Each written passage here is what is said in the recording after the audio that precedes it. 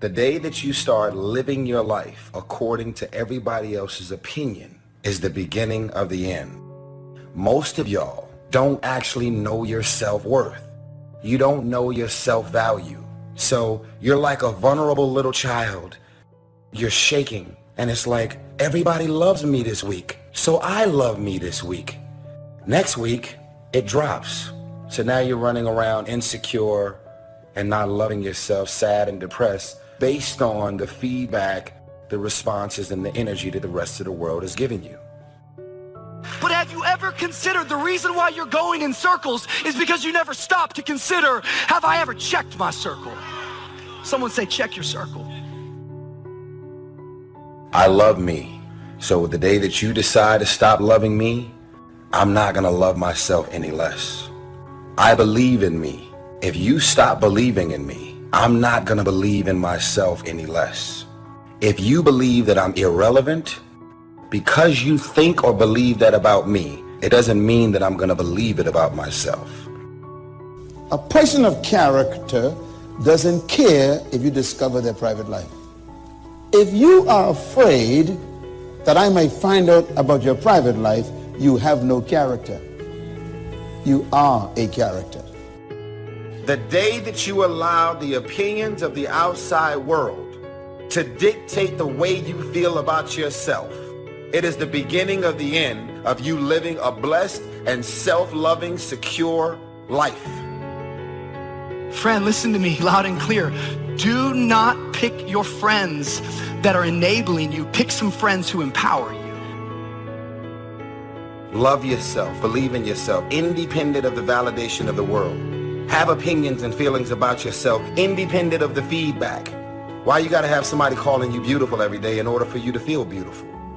Do you believe that you're beautiful, or do you only believe you're beautiful when other people say that you're beautiful? Self-love is the cure to self-hate. A truly courageous person is not afraid of what might or might not happen next week or next year. He fears not making the most of every moment today. A truly courageous person fears making appearances more important than realities, making impressions more important than communication. Think about something that you'd like to have, or something you'd like to create for you or your family. I want you to hold this thought in mind. Now, one of the first things I want you to do is don't worry about the inner conversation that you're going to have. Don't worry about how you're going to do it. That's going to come. You're going to develop a plan of action. You will find the way. You'll become the kind of person that can attract the people, the resources, in order to make that become reality. The discipline can seem like it's your worst enemy, but the reality is, discipline is your best friend, and it'll put you on that path. The path to strength and intelligence and happiness. What is the vision for your life? What are the ideas and the dreams for your life? Who are you? What are your gifts and talents? What is your ultimate destiny and your goals? God will never give you something somebody else is supposed to have. Negativity, you can protect yourself from negativity. And that's what stops most people, negative thoughts. You can coat your mind from negativity. It's a real simple exercise to do. I do it every morning before I walk out the door. So I walk out as a positive person. The way you can put a coating around your mind is with one simple thing: gratitude. Passion gives us a great amount of energy, and when we have that passion, there's something about how we love what we're doing and we enjoy what we're doing, and passion energizes us. It's possible to be passionate about something that you're not gifted in. Hello? Let me explain. Have you ever watched the tryouts at an American Idol? We can see that most people aren't as successful as they wish they were. Do you see there's a connection between these two very common phenomena? I hope you'll understand that it's in your best interests to take responsibility for everything you do. You spend your life performing for a crowd, it'll kill you. And you're like, I'm good. I'm not a singer. I don't perform for people. It's gotten much deeper than that now. It's the feeling that we get when we start offering ourselves up in a form that is more impressive to people, but is not authentic to us. See, when you're going someplace and you already know how much you're going to make, you already know how far you can go, you're in a dead-end position. It erodes your self-esteem. It lowers your sense of yourself. It creates an emptiness in you. So I say that your life is worth finding. Don't be so obsessed with them. Be obsessed with your own reality TV program called Your Own Life, right? How about the news? All the time they're trying to distract us. I'm not saying don't know about them, but it's such a convenient escape from the work. What it takes to win is not worrying about all that stuff. That should be the background noise. How do we increase our self-esteem? You have to begin to fortify yourself. I believe that you have to begin to consciously monitor your inner conversation and start talking to yourself. Start building yourself up. Sometimes the only good things you will hear about you are the things that you say to you. It's something in me that says, I need to do this. So that's the first voice. But we've trained ourselves to ignore this voice and listen to the second voice that I believe is a collection of the average society. It's what we learned. It's the practical voice, the should voice. Whenever you say I should do, where are you getting that from? What society says. But we forget society's kind of crazy. It's like, why are we using them as the bellwether that we should get our advice from, right? 52 is the age at which a man's philosophy is fully formed. But it's okay to run a little behind schedule as long as you recognize it and do something about it. And you don't need volumes of books or the library in order to create a personal philosophy. You can do that anywhere. You can do it right here. So this first voice goes, I think we should do this. And we go right to this voice that says why we shouldn't. So for instance, there's many people that feel guilty about something. If you actually go to your heart, you can understand at a true level why you could have done something like that. Everyone can. But what causes our pain is trying to get society to understand why we did something. But the collective society isn't at a consciousness where they've forgiven themselves for anything. So there's a lot of judgment you'll look at in yourself if you look at yourself through society's eyes.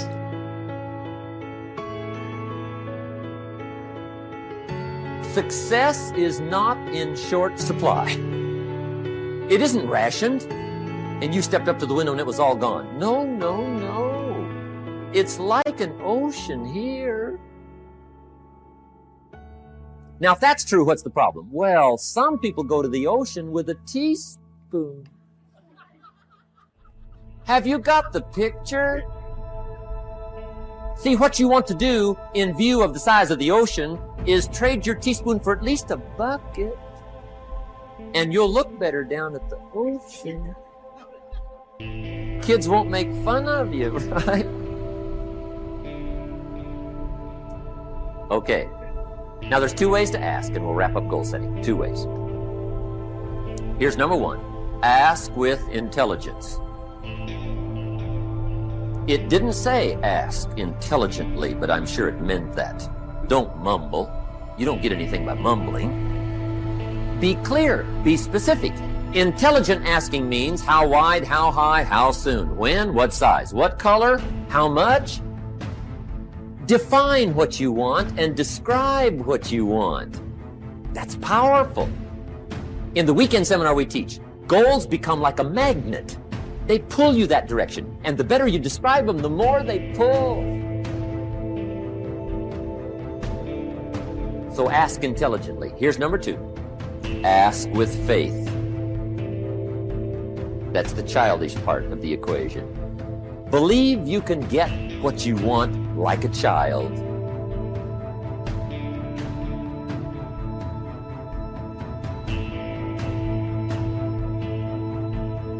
Not an adult. Adults are too skeptical. So the formula really reads, make plans like an adult and believe in them like a child. And the most incredible things will happen. Just try it for 90 days. Just try it. You can always go back to the old ways. Just try it. Just 90 days, 90 days. Now here's the last qualifying phrase on goal setting, as we promised to qualify everything. And it simply goes like this. Remember, you won't get everything you want. And we've already studied the reason for that. Simply, sometimes it hails on your crop and rains on your parade. It's that kind of planet. So you won't get everything you want, but if you will work this goal-setting formula, you can get plenty for wealth and happiness. Now let me give you a little simple formula for goal setting. Okay? We take 2.5 hours on the weekend for the whole 10-year plan. We don't have time for that tonight, but let me get you started with a little simple formula Mr. Schoaf gave me, and maybe this will be helpful. First of all, I've divided goals into 2 parts. First is long range.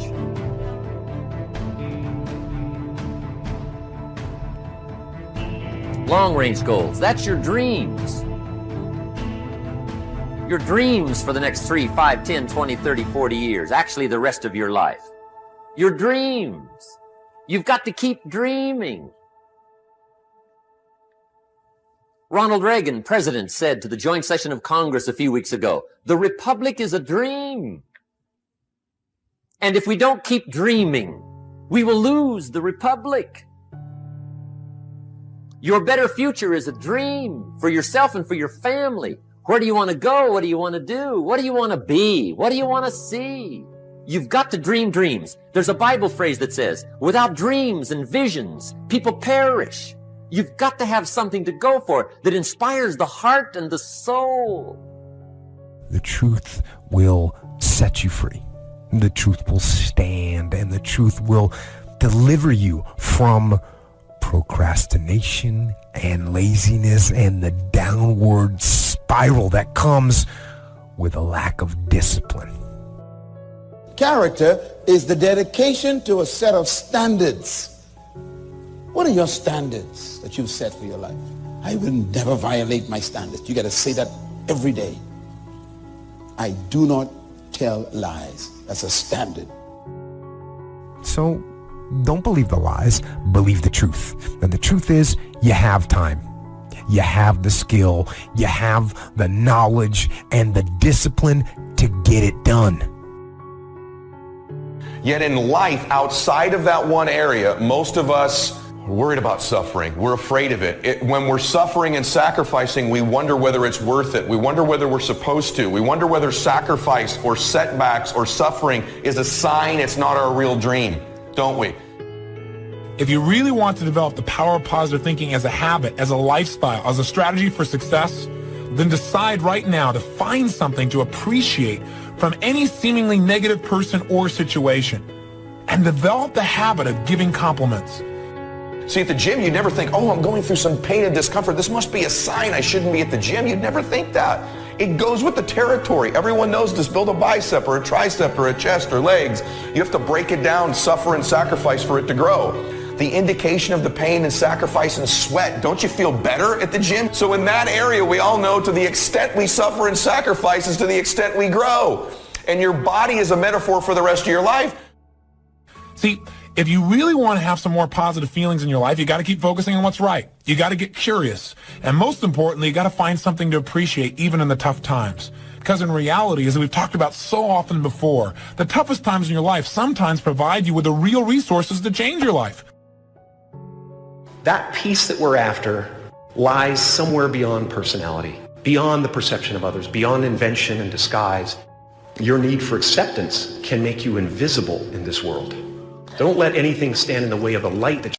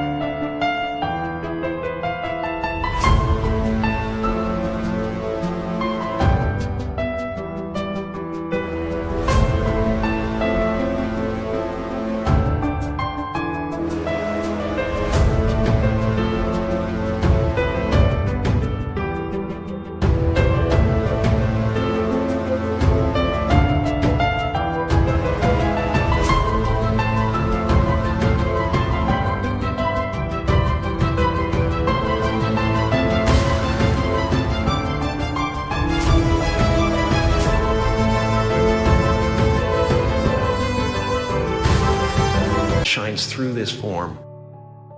What's the one thing that keeps you from becoming who God made you to be? What's the one thing that keeps you from using your shape? Write it down. Fear.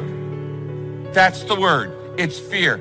It scares you to become somebody that other people may not understand. Risk being seen in all of your glory.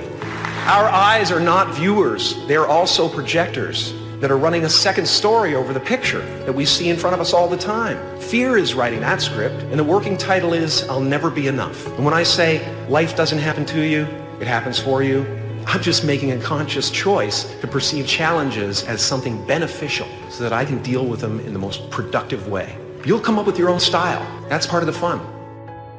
If you make it to the end of this video, I want you to write, self-love is the cure to self-hate. These are the type of qualities that I'm going and have been instilling in my daughter. Nobody wants to be alone. But if you show up empty, as an empty shell, and you're expecting this man to fulfill you, because as soon as he leaves, you're depleted, you're empty, and you have nothing left for yourself again. Never rely or depend on anybody to fulfill your heart. You've got to dream.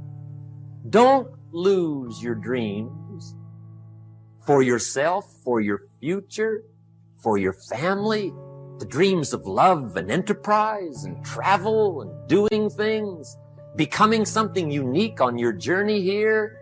Don't lose your dreams. Do some dreaming. That's long-range goals. You've got to have those. So that's number one. Here's the second part of goals, short range. Short-range goals. That's your goals for tomorrow, this week, this month, this year, the immediate future. We call these confidence builders. Because if you set up something short-range, go for it, get it, latch onto it, work hard, accomplish it. That starts building your strong feelings to go for your dreams. Now, I've divided goals into 3 categories. Here they are. Number 1 is economic. That's your goals for money in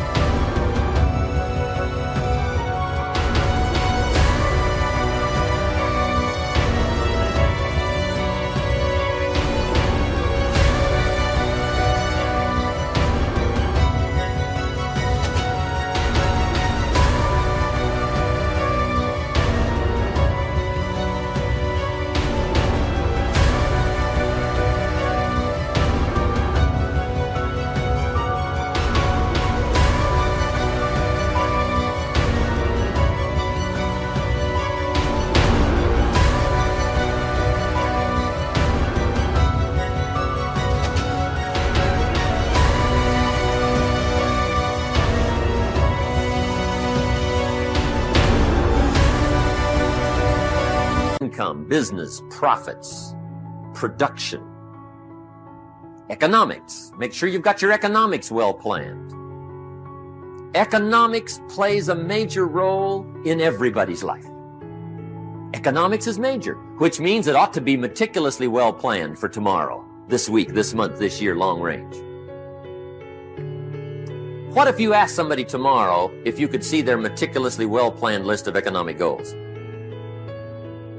What would they probably say? They say, you some kind of a nut? You must be weird.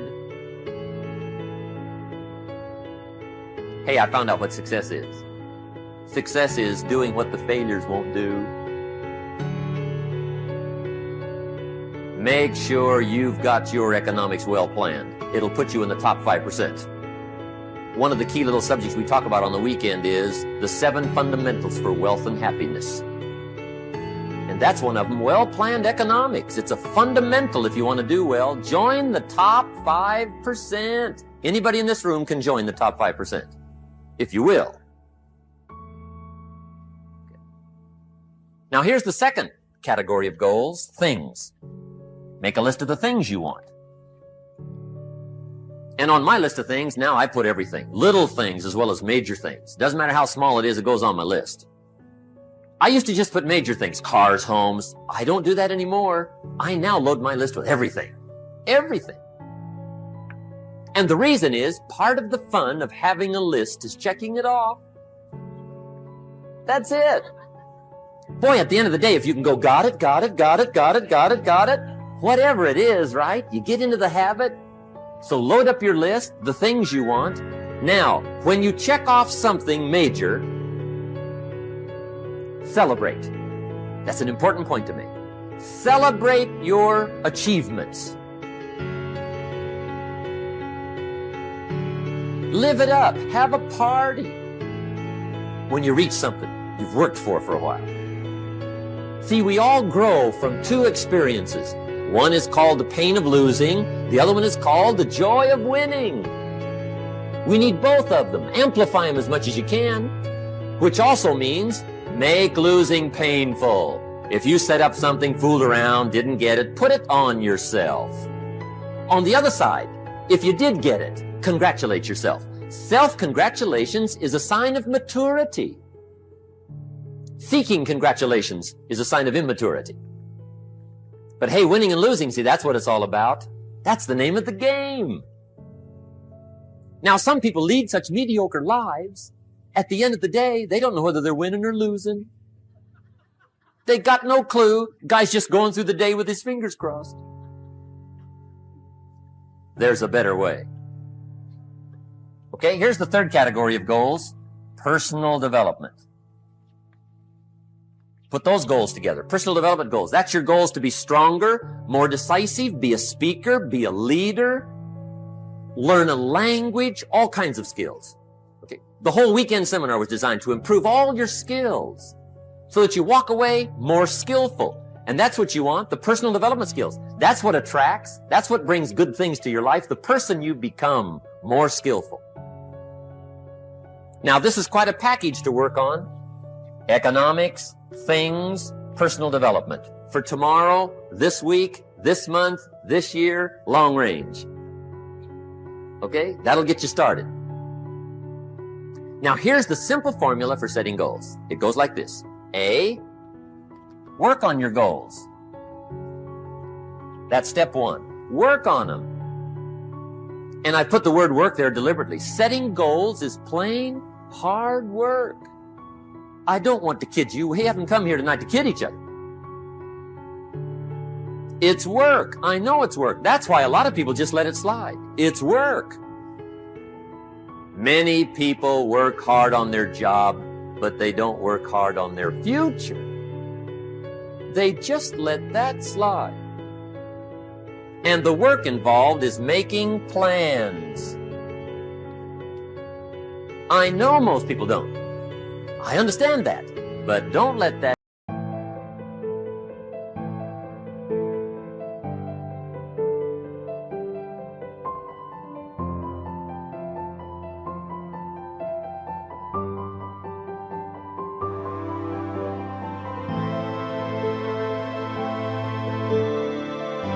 can't be you. Guy says, well, yeah, you work where I work. By the time you struggle home, it's late. You got to eat a bite of supper, watch a little TV, get to bed. You can't sit up half the night. Plan. And the guys be good worker, hard worker, sincere. But you got to be better than sincere, working hard. You got to be better than a good worker. You got to be a good planner. Somebody once wisely said, the people who fail to plan are planning to fail. Well said. So work on your goals. Here's step 2. Write your goals down. That's so important. I teach my staff around the world, put your goals in your journal. Because one of the major people you want to study is yourself. Say, here's the list of goals I put together 3 weeks ago. Here's the list of goals I put together 2 years ago. Here's some of the changes I made, rearrangement of my priorities. I scratched these off, I put these on, I've gotten these. Study your accomplishments, study what your desires are. Put them on paper, write them down. Here's another reason for writing your goals down. It shows you're serious about doing better. And to do better, you gotta get serious. You don't have to be grim, but you must be serious.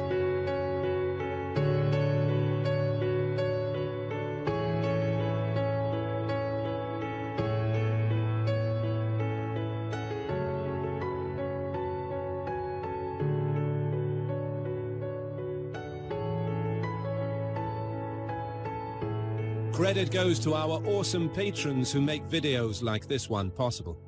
Consider joining them to support our work. You can also support us by subscribing to our channel and clicking the bell button to get notified when our new videos are released. And as always, thank you for watching.